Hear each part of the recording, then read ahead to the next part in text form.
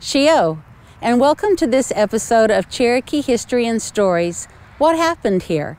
My name is Kathi Littlejohn, and today we're exploring some of the Cherokee Valley towns, historic sites, and telling Cherokee stories associated with those places.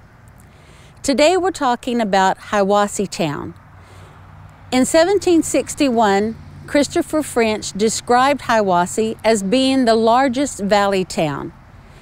Its site is located on the banks of the Hiwassee River, just south of present-day US 64.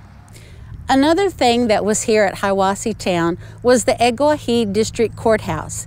In the 1820s, it was considered the judicial center for all the Cherokee Valley towns and served as a capital for the entire district. In 1837, a British traveler by the name of George Featherstone Haw described the courthouse as the Cherokee Council House of the district, a regular open octagon with an open portal, and in this building, Indians of the district held their courts, performed their dances, and other ceremonies. In September of 1835, John Schermerhorn came to the Hiwassee District Courthouse and attempted to hold a meeting there to discuss a treaty with the Cherokees. Nobody came. So he went on to New Echota, Georgia in December of 1835 and convinced a small number of Cherokee people to sign the treaty. Now the treaty ceded all Cherokee Nation lands east of the Mississippi in exchange for $5 million and territory in Indian Territory, which is presently called Oklahoma.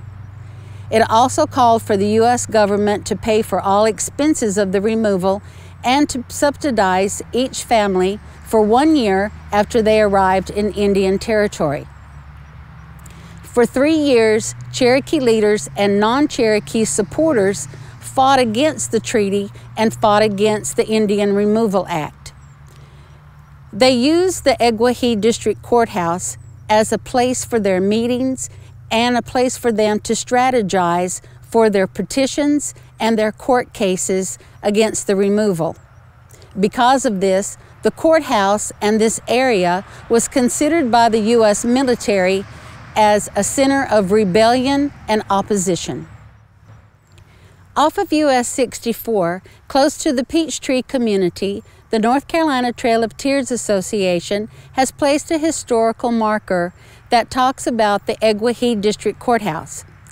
On the marker, there's a description and a picture of these oak trees. And most certainly, Cherokee families sat in the shade of these trees or walked past them on their way to the courthouse to conduct their business. That reminds me of this story. In the beginning, the Creator made trees and animals. He asked them to stay awake for 7 nights in order to receive their medicine. On the first night, all of the trees and all of the animals stayed awake. But on the second, third, and fourth night, most of the trees and most of the animals went to sleep. On the 6th night, most of them had gone to sleep, and the only ones that were able to stay awake were the panther and the owl and other animals like this, and they were given the ability to hunt while the other animals are asleep. Only 5 trees remained awake, and for that they were given their medicine and allowed to stay green all year long. Those were the cedar, the laurel, the holly, the spruce, and the pine. And all the other trees are forced to lose their hair every winter.